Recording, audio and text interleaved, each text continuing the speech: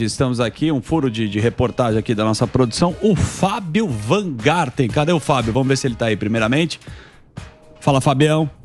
Beleza, Dani? Tudo bem? Beleza. Emílio. Tudo jóia, tudo. Pânico. Pô, obrigado aí você ter atendido aí de vocês. Valeu. Ontem a gente viu, né, que vocês abriram uma coletiva, você e o Fábio Faria, e aqui para não errar, parece que a campanha do Bolsonaro disse que você faz parte da campanha, teve 154 mil inserções a menos do que o Lula. Foi isso? Você pode explicar como é que funcionou e por que vocês resolveram abrir essa coletiva de imprensa? A gente recebeu, primeiramente, algumas mensagens de apoiadores das cidades do Nordeste que notaram um desequilíbrio na quantidade de inserções do nosso candidato oponente versus as nossas inserções. E isso foi o gatilho para a gente colocar uma lupa no que a gente chama de auditoria de mídia ou checking de mídia. Toda campanha publicitária tem como fim a exibição do seu plano de mídia conforme planejado pela sua agência, conforme planejado pelo anunciante. E a gente constatou que grande parte das nossas inserções do Nordeste não vinham sendo veiculadas e executadas. O ministro Fábio Faria chamou a coletiva, endereçou ao nosso departamento jurídico da campanha, que ingressou com uma ação junto ao presidente do TSE, ministro Alexandre de Moraes, informando preliminarmente o que estava sendo ocorrido. E a nossa equipe de operações de mídia virou à noite em cima de bancos de dados de 2 até 3 empresas fiscalizadoras, certificadoras, para comparar os dados dessas 3 empresas. Tá certo.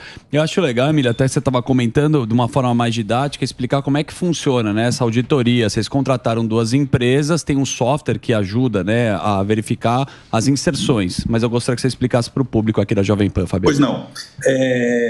Toda emissora recebe um mapa de mídia da agência de publicidade, ou se o anunciante não tiver uma agência de publicidade, receberá direto dele, anunciante, o mapa com o planejamento de mídia da sua campanha. A campanha tem uma hora específica, tem um programa específico, tem, às vezes, até a determinação de um intervalo específico e, mais ainda, uma posição no intervalo específica, aquela propaganda exclusiva de 30 segundos, quando só ela aparece no intervalo comercial. No caso da propaganda política, o TSE legisla no sentido de quebrar o dia em 3 faixas horárias, manhã, tarde e noite, e distribui as inserções regulamentadas, no caso para a rádio, 25 inserções para cada lado, ao longo desses 3 períodos.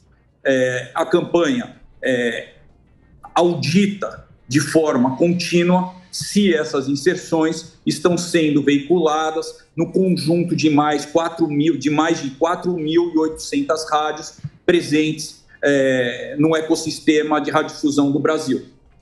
Então, mas o que você está falando são das propagandas, né? Porque como é que funciona esse horário político? Quando é esse horário que você acompanhou no rádio, é ao meio-dia, e acho que de manhã, às 7 da manhã, ao meio-dia, no rádio, uma emissora, ela monta o programa e distribui para as outras. Durante o dia, quando você está ouvindo a programação, algumas rádios estão tocando música e tal, entra a propaganda do candidato. Sim. Então, 30 segundos fala lá o Lula, 15 segundos. E 15 segundos fala o Bolsonaro. Tem uma divisão. É nessa veiculação que aconteceu o problema, nesses comerciais, digamos assim? Isso. A entrega de mídia na propaganda eleitoral se dá de 2 formatos, como você bem disse. 2 blocos grandes, se eu não me engano, 30 minutos, e 25 inserções distribuídas ao longo da programação. O problema que a gente constatou foi justamente nas inserções aleatórias distribuídas ao longo da programação. Como é que funciona a mecânica de envio de material dos filmes publicitários? As 2 campanhas enviam ao TSE e o TSE aloca esses materiais no que ele chama de pool de rádios ou repositório de conteúdo. As emissoras se cadastram e elas baixam, fazem o download desses materiais que tem a exibição mandatória, obrigatória, durante o período eleitoral. Então, as campanhas recebem um recibo de envio do material junto ao TSE e os veículos de comunicação, rádios e televisões, emissoras de rádio, emissoras de TV, baixam, se logam nesse pool, nesse repositório e baixam o material para que elas tenham o conteúdo para elas veicularem, conforme a lei do processo eleitoral determina. Ô, Fábio, você falou que a respeito da legislação, né, para os veículos de comunicação, eles têm que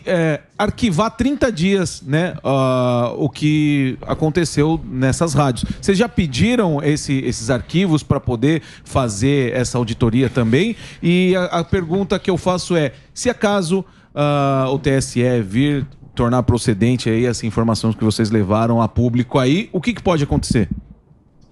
Como você bem disse, a lei da radiodifusão exige que o radiodifusor, o veículo de TV e rádio, tenham arquivados os últimos 30 dias de conteúdo total. Existe um termo técnico que se usa, que é a censura, no sentido de guardar um material, para que se haja alguma ação posterior, haja uma comprovação absoluta do material, tanto no conteúdo quanto dos intervalos do que foi exibido. A gente já solicitou grande parte desse arquivo mandatório, mas a gente entende que para uma auditoria mais isenta, a gente está usando o arquivo das 2, 3 empresas que estão trabalhando para a nossa campanha. E se for configurado alguma prova, Fábio, o que pode acontecer? Porque até o ministro Fábio Faria disse que não existe mais tempo hábil, né, para essas inserções serem realocadas em qualquer emissora.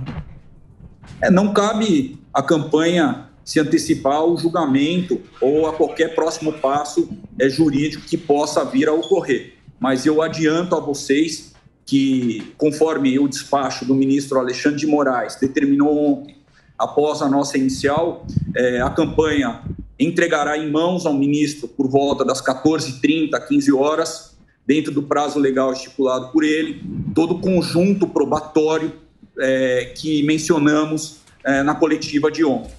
Entendi. Então você já tem esses números aí aferidos por algum instituto de mídia, né? Esses que controlam por computador, né? Você não precisa pegar... Institutos de fiscalização, de veiculação, é uma parte importante do ecossistema publicitário, onde você tem o anunciante, a agência, o veículo e a certificadora da exibição. Vocês que são veículo de comunicação, vocês sabem como funciona. O coração do veículo é a área de operações, é a entrega comercial de todos os anunciantes. Então, o anunciante compra 10 inserções na Jovem Pan numa determinada faixa horária porque ele quer falar com determinado público-alvo. Então, a Jovem Pan tem que cumprir o que ela combinou, o que ela vendeu junto ao anunciante, junto à agência de publicidade. Caso haja alguma falha técnica ou alguma falha de má-fé, a emissora ou de livre e espontânea vontade comunica à agência e o próprio anunciante: houve uma falha, caiu o meu gerador, o meu sinal na praça não sei de onde, caiu, eu perdi o sinal em parte do estado de São Paulo. Ou de livre e espontânea vontade, a emissora avisa que o plano não pôde ser executado e cumprido, ou o anunciante, através da sua fiscalizadora, informa a emissora que o seu plano de mídia originário não foi cumprido. Muito bem.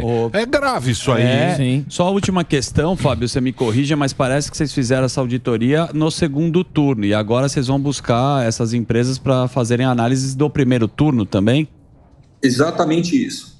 É um trabalho braçal, por mais que a gente tenha a tecnologia embarcada, e a tecnologia que a gente usa é audio matching. Então a gente compara o áudio dos 3 primeiros segundos ou 4 segundos do spot, mais os 3, 4 segundos do final do spot. Havendo a sincronização do código de rádio embarcado no áudio, a gente dá como positivo a comparação. Por isso que chama audio matching a tecnologia que a gente usa. É o mesmo processo do famoso aplicativo Shazam, que muitas pessoas têm nos celulares. É o mesmo processo que o ECAD usa para monetizar os cantores conforme os veículos de comunicação veiculam as suas rádios. Muito bem. Bom, então você vai às 15 horas, né? 15 horas vocês vão apresentar lá. Então, veiculam as suas músicas, não as suas rádios. As rádios veiculam as músicas. 15 horas vocês vão apresentar lá isso aí que foi pedido pelo relatório, não é isso? Isso. Aproximadamente às 15 horas. Aproximadamente às 15 horas. Então a gente vai ter mais notícias para vocês aí. Fábio, obrigado aí por ter atendido a gente, que a gente queria entender um pouquinho mais, acho que deu para o pessoal entender mais como é que vocês chegaram a esse número. 154 mil a mais, foi isso? Isso dados prévios de uma determinada faixa calendária. A gente está trabalhando em 3 fases. A primeira semana dos 7 a 14, a segunda semana dos 14 ao 21 e a terceira semana já está em andamento.